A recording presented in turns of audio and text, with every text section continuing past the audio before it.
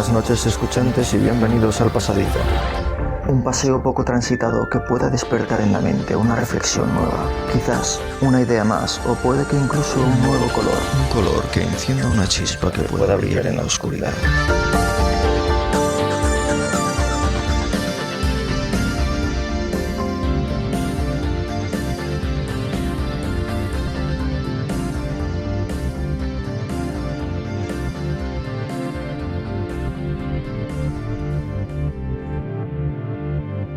Muy buenas, escuchantes. ¿Qué tal vais por ahí? Nosotros aquí seguimos. Comentábamos la semana pasada que la toma de decisiones en contextos de salud y vida está influenciada por una combinación de factores emocionales, pero también percepciones de riesgo y el contexto específico de la decisión en sí misma. Por lo tanto, comprender estos factores, si no es esencial, sí que puede ser de gran ayuda en contextos de elegir entre la incertidumbre. Y todo ello entronca con la teoría del mal menor, decíamos, en la que el individuo puede someterse a cierta estabilidad, pero con la contrapartida de soportar ciertos dolores antes de iniciar un proceso más grave, aunque este proceso más grave sí que podría traer mayor incertidumbre en los resultados, es decir, le otorga al paciente cierta seguridad y control sobre la situación actual, a pesar de que pudiera mejorar tras ser intervenido, pero claro, también podría empeorar en una situación irreversible. Y es esta situación de incertidumbre la que nos carcome, en ocasiones tanto más que los resultados finales. Sobre todo cuando se trata de la salud, esta incertidumbre puede ser más importante que hacer otras cosas, es decir, nuestra vida se empequeñece muchísimo o se focaliza, es como cuando hay una depresión en un punto negro, en un pozo grande, cuando en realidad la vida es un poco más.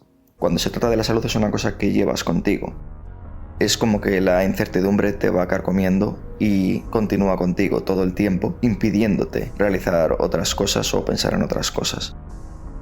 Hasta el punto de que nos aventura a pensar en el azar o en la búsqueda de argumentos que no decidan por nosotros, sino que nos faciliten esa decisión. Es como cuando ocurre una catástrofe que no depende de nosotros mismos. En este sentido, David Townsend, Richard Hunt y Judy Rady publicaron un artículo hace unos meses titulado Azar, probabilidad e incertidumbre al borde del razonamiento humano. ¿Qué es la incertidumbre knightiana? Su artículo explora la incertidumbre knightiana, un concepto desarrollado por Frank Knight. Durante más de medio siglo, en su obra Risk, Uncertainty and Profit, que traducido sería algo así como riesgo, incertidumbre y beneficio, pues en esta obra ha influido significativamente en el desarrollo de la teoría del emprendimiento, al explorar la naturaleza de la incertidumbre y los límites del conocimiento en la acción empresarial. La incertidumbre knightiana se diferencia del riesgo porque no puede medirse ni predecirse con probabilidades estadísticas conocidas. Así que este estudio revisa los escritos de Knight y analiza cómo su teoría ha influido en la investigación sobre el emprendimiento. Pero lo podríamos extrapolar a otras áreas como la ciencia y la tecnología, la psicología y la toma de decisiones, que es un poco en lo que estamos. También estrategias de economía y finanzas, investigación e incluso la vida personal, ¿no? Ya que se detectan elementos clave en la incertidumbre knightiana. Por ejemplo, el indeterminismo real, que sería la imposibilidad de prever completamente los eventos futuros, o el conocimiento parcial, la información limitada que tienen los emprendedores, o en nuestro caso, según el campo en el que estemos, antes de tomar la decisión. Y este conocimiento parcial puede ser de todo tipo, incluso información sesgada simplemente. Por eso puede ser bueno buscar una segunda opinión. Aunque, como decíamos el otro día, cuando se trata de la salud, por ejemplo, puede ser complejo, porque si no eliminas ese ruido, puede que sea perjudicial. Es decir, si acudes a muchos sitios, puede que te convenzan, o tú mismo, en función de lo que estás escuchando, te convenzas de una cosa que no sea lo mejor para ti, a medio o largo plazo. Y esa tranquilidad puede ser buena al principio, pero si la cosa se tuerce, el remordimiento, la culpa o el intentar buscar una solución a posteriori puede ser enfrentar una nueva situación de incertidumbre. Es como el daño ya está hecho. Y aquí entrarían también las creencias subjetivas, que es la interpretación personal de los datos disponibles, que dependen de cada entorno sociocultural de la persona, de su conocimiento, de sus expectativas, etcétera, etcétera. El artículo argumenta que la incertidumbre haitiana sigue siendo relevante en la teoría del emprendimiento y que los enfoques científicos tradicionales no siempre pueden abordar adecuadamente la incertidumbre en los negocios. También se discuten estrategias alternativas para la acción empresarial en entornos inciertos. Y es que la mayoría de los negocios fracasan al inicio. Muchas veces nos fijamos en los negocios de poca inversión inicial y de cómo hay algunas personas en el mundo que se han hecho millonarias con esa idea o con ese negocio inicial. Pero lo cierto es que normalmente los negocios fracasan en sus primeras etapas de vida. Incluso ahora hay una tendencia que puede ser beneficiosa, es como acceder a traspasos, ¿no? Lo que se reconoce como acceder a un negocio que ya tiene una cartera de clientes, por ejemplo un bar o una peluquería o no lo sé, de este tipo de negocios, y puede ser esa la opción de saltarse esas primeras fases iniciales que son bastante costosas de conseguir. Pero también no garantiza que quien lleve ahora el negocio lo vaya a mantener, sino que lo puede destruir con su nueva forma de dirigirlo. Y esa incertidumbre unida a aspectos como lo que decíamos antes, el conocimiento, que puede ser también la experiencia, etcétera, etcétera, pero también puede ser simplemente el que te guste hacer esa labor, por lo que la incertidumbre queda sometida a numerosos factores, algunos contradictorios, otros sinérgicos o que se ayudan entre sí.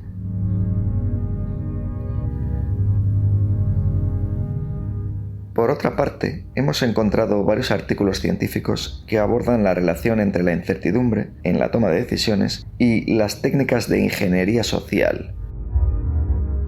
Embray y Caibanto publicaron un artículo sobre los criterios de elección coexistentes en comportamientos de seguridad. Este estudio propone un modelo de toma de decisiones que reconoce múltiples criterios de elección coexistentes, como el pensamiento rápido y lento, para explicar por qué las personas son susceptibles a ataques de ingeniería social como el phishing, que recordemos que es esta forma de fraude en la que, por ejemplo, pinchas en un enlace y ese enlace es una estafa, por decirlo de una forma simplificada. Y el modelo sugiere que la elección del criterio depende del contexto y de las características individuales del usuario. Por ejemplo, si no estás familiarizado mucho con la tecnología, pues es fácil que accedas pensando que ese enlace es una simple oferta y que esa oferta es veraz. Y no es lo mismo que eso aparezca en un correo del trabajo a que te aparezca en tu correo personal. El concepto de pensamiento rápido y lento proviene del libro Pensar rápido, pensar despacio, de Daniel Kahneman, un psicólogo que fue también premio Nobel de Economía. En su obra, Kahneman describe dos sistemas de pensamiento que influyen en la toma de decisiones. Los dos sistemas de pensamiento serían: Sistema 1, rápido, intuitivo y automático, que funciona de manera instintiva y sin esfuerzo. Se basaría en intuiciones, pero también en heurística, es decir, en conjuntos de estrategias y métodos que se utilizarían para resolver problemas de manera eficiente, pero que no siempre garantizan la solución más óptima. Esta heurística se basaría en la experiencia, el pensamiento lateral y la creatividad, ofreciendo soluciones aproximadas, pero que no siempre son perfectas, o el uso de reglas empíricas basadas en patrones y conocimientos previos, y la aplicación de múltiples disciplinas, como la psicología, informática, economía, que están interrelacionadas, y este enfoque multidisciplinar junto con todo lo anterior facilitaría esa toma de decisiones. Pues bien, este sistema 1 sería útil para decisiones rápidas, pero puede ser propenso a sesgos y errores. En contraposición tendríamos el sistema 2, que sería el lento, analítico y deliberado. Este sistema requeriría atención y esfuerzo para procesar la información. Es, más lógico y más calculador, analizaría los pros, los contras, pero consume más recursos mentales, sobre todo cuando estás en este contexto de incertidumbre que determina de alguna manera tu propia psicología, estado emocional, no sé cómo llamarlo. El no saber qué vas a decidir en sí mismo en este estado de incertidumbre pues también te va machacando. Si tardas mucho en pensar, o como hablábamos, siempre ponemos el ejemplo de la salud porque nos parece algo de lo más importante, o mismamente, hablando de lo económico, si tienes que tomar una decisión, digamos, rápida porque no puedes esperar tanto, se convierte en algo mucho más complejo. Y este sistema 2 se activa cuando necesitamos tomar decisiones complejas o reflexivas. Pero si la falta de tiempo te apremia, por ejemplo, lo que decíamos en una enfermedad, o cuando tienes, pues yo que sé, que un economista que tenga que sacar el dinero de la caída de la bolsa, pues se complica. Así que este enfoque ha sido clave en la psicología cognitiva de estado 1, estado 2, lento, rápido. La economía del comportamiento también ha sido importante en la toma de decisiones en este sentido. Y básicamente explicaría por qué a veces actuamos de manera impulsiva y otras veces analizamos detenidamente nuestras opciones. También ayuda a comprender fenómenos como la aversión al riesgo, los sesgos cognitivos y la sobreconfianza en nuestras decisiones. Y es esto lo que utilizan los creadores, artífices de la ingeniería social para aprovecharse de nosotros, bien sea con el phishing, bien sea con la desinformación en los entornos de pensamiento único, todos los estamentos geopolíticos y políticos de los diferentes países y gobernantes, etc. Por otra parte estarían los temas relacionados con la cognición humana y los ataques de ingeniería social. En este sentido, un artículo publicado La cognición humana a través de los ciberataques de ingeniería social analiza cómo los ataques de ingeniería social explotan funciones cognitivas humanas, como la carga de trabajo cognitiva, el estrés y la atención. Propone un marco extendido de funciones cognitivas humanas para comprender mejor la susceptibilidad a estos ataques y sugiere que factores como la cultura y la experiencia previa influyen en la vulnerabilidad. De ahí que expusiéramos el otro día el tema del conocimiento y lo que ocurría hace no tantos años.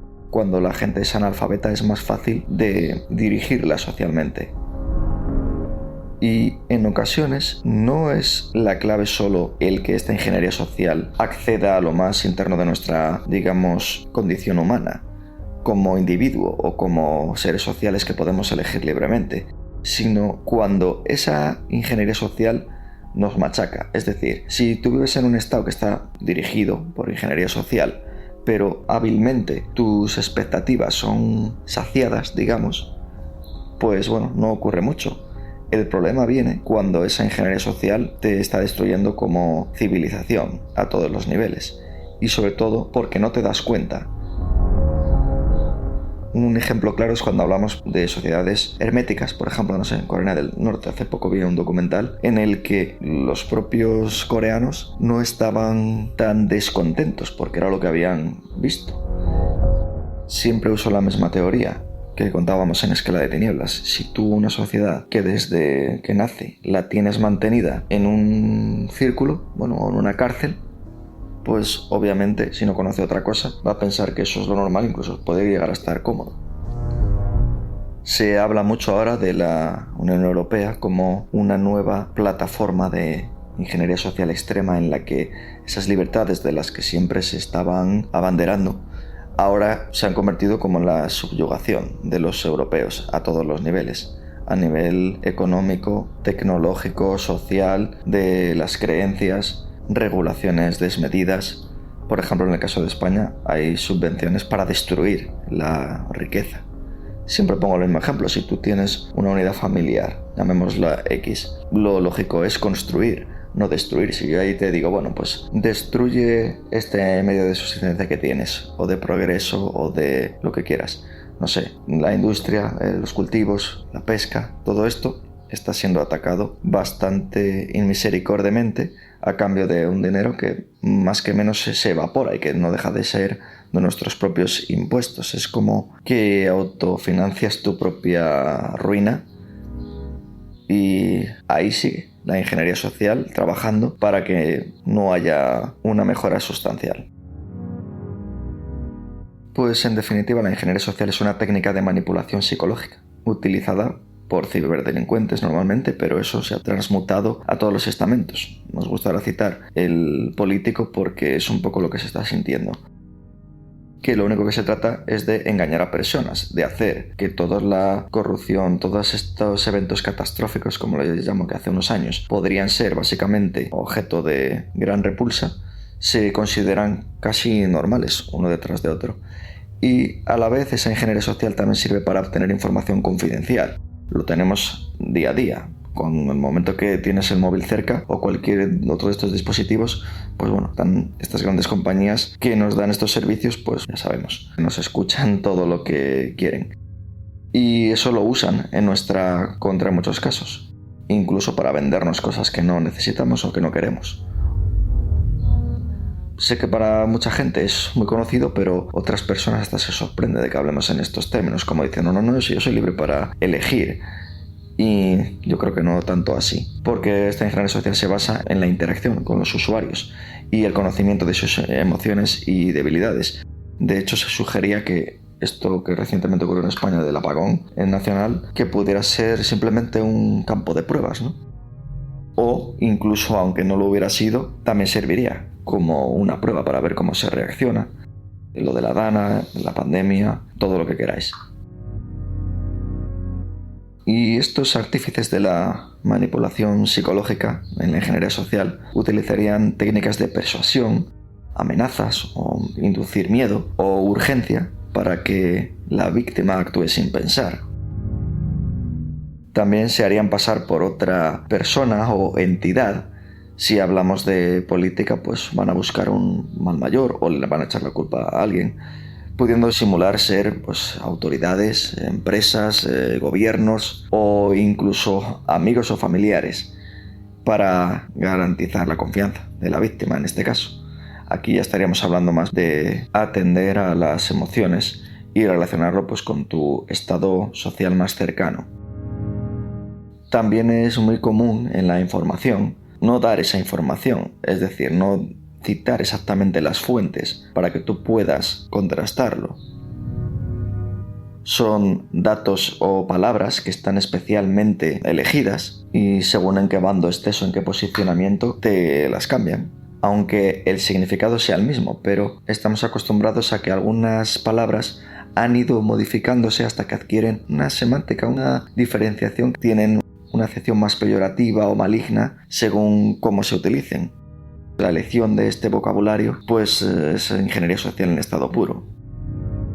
Una simple prueba de todo esto que estamos comentando, si tú haces alguna búsqueda sobre ingeniería social directamente en cualquiera de estas inteligencias artificiales de los buscadores que tenemos ahora, no te van a dar esta información de la que estoy yo comentando, te van a hablar básicamente del enfoque de la ciberdelincuencia, pero no de algo como que los propios gobiernos o instituciones la utilizan contra ti, contra los propios pueblos. Pero si traduces un poco o cambias la palabra de ciberdelincuentes por la institución que quieras, es un poco lo mismo. Apelan a la empatía, al miedo para manipular a la víctima. Estoy leyendo lo que me sale en una búsqueda rápida que acabo de hacer para corroborarlo. Utilizan amenazas o si no utilizan promesas de los beneficios. Se basan en la confianza que te puede otorgar esa institución. Y de la misma manera nos dan unos consejos de cómo protegernos. Pues ser cauteloso, es decir, desconfiar de las peticiones que nos hacen cuando no las hemos solicitado nosotros, especialmente si implican compartir información personal o nuestros datos y preferencias. Verificar la información, es decir, validar la autenticidad de quien te manda esa información, cuáles son las fuentes originales, ver si realmente esa información que tienes es en ese titular, lo puedes contrastar, ya que a veces son copia y pega de unos y otros que realmente dan el mismo discurso, pero no encuentras esa fuente original donde digan eso. Por eso nosotros siempre acudimos a las publicaciones científicas que son de alguna manera más neutras en el sentido de que están revisadas por pares, a menudo por investigadores de diferentes países que puedan incluso tener, a nivel político hablo, intereses contrapuestos, pero a nivel científico sean iguales, coetáneos o valorados igualmente. Incluso rivales, pero en el buen sentido, por la ciencia, es decir, porque se intenta que la investigación sea importante. Por eso los científicos suelen cambiar de país, hacer postdoctorales, para aprender de los diferentes sitios. Hace poco leía por ahí que si antes se iba a Estados Unidos a aprender, ahora las universidades chinas son punteras. Otro caso pudiera ser India. Lo comento, por la actualidad que todos conocemos de las luchas estas, de la guerra en la que estamos inmersos a todos los niveles, por dar a entender que en la ciencia es un poco más diferente. Siguiendo como la lista esta que nos daban para ciberseguridad, pero que nosotros lo estamos transponiendo, es decir, imaginándonos en vez de en ciberseguridad, imaginamos en la represión que se pueda sufrir por la ingeniería social. Y otro consejo que nos dan es no caer en la presión, es decir, no sentirse obligado a realizar acciones sin tiempo para reflexionar, mantener la información segura y evitar compartir información personal, aunque si publicamos hasta lo que estamos desayunando, es un poco guardarse un poco de eso. Así no les damos esa información. Es decir, por ejemplo, cuando hay votaciones, si alguien dice tienes que hacer esto, esto y lo otro, pero realmente, o cuando hay una publicidad, por sacarlo del tema político, te machacan la publicidad todo seguido. Si no contratas esa suscripción y aunque contrates la premium, te siguen machacando la publicidad. Pero luego nadie compra eso. En sí mismo sería una absurdez. Es decir, las compañías dirían, joder, estoy gastando aquí una millonada, pero realmente luego no obtengo los beneficios de esta manera. Por ejemplo, un coche de estos súper caros lujosos, cuando a mí me hacen eso sí está bien para verlo y decir, mira qué coche más elegance. Pero yo no me lo voy a poder comprar. Con lo cual entiendo que si les damos toda esa información para que sí nos bombardeen con algo que realmente nos pueda interesar y nos convenzan de qué es lo que necesitamos comprar. Pero si luego no compramos esa bicicleta, si no compramos ese discurso pegado con plastilina barata, quizás todo caiga por su propio peso. Que sí, es cierto que no es tan fácil, en realidad. Pero incluso suponiendo que no haya truco y que no nos engañen directamente, dígase discurso, votos, sucesos, productos, estadísticas, etc. Al menos el discurso se hace más difícil de defender. Y quien lo recita, aunque siga recitándolo enérgicamente desde el atril, mientras la sala ya está vacía, haciendo caso omiso de la realidad de la calle afuera. Una fuera en una calle, desde la que poco a poco la carcoma acaba entrando para devorar por completo también el púlpito.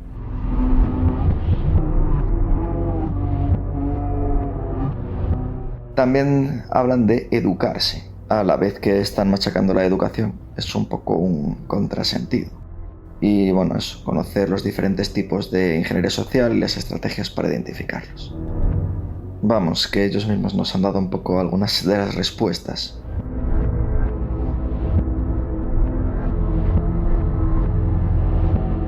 Cambiando un poco de tema, pero dentro de la ingeniería social, estarían los errores de juicio.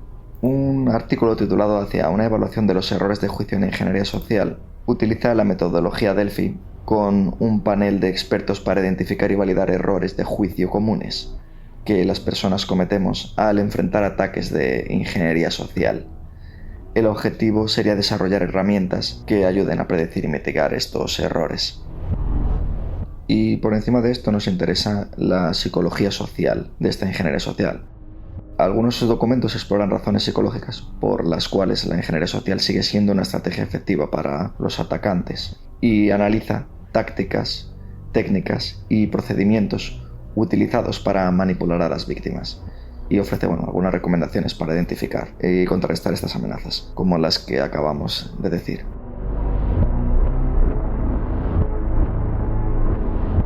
Otro artículo reciente, de enero de 2025, es un estudio de Mosmoliadi que examina los dilemas éticos en la literatura contemporánea y proporciona información sobre cómo los individuos navegan por las complejidades morales en la sociedad moderna. La investigación se centra en el papel de la literatura en la configuración de las respuestas personales a los desafíos éticos, abordando una brecha significativa en la comprensión de las experiencias subjetivas, sobre todo en las más profundas de los individuos en este contexto.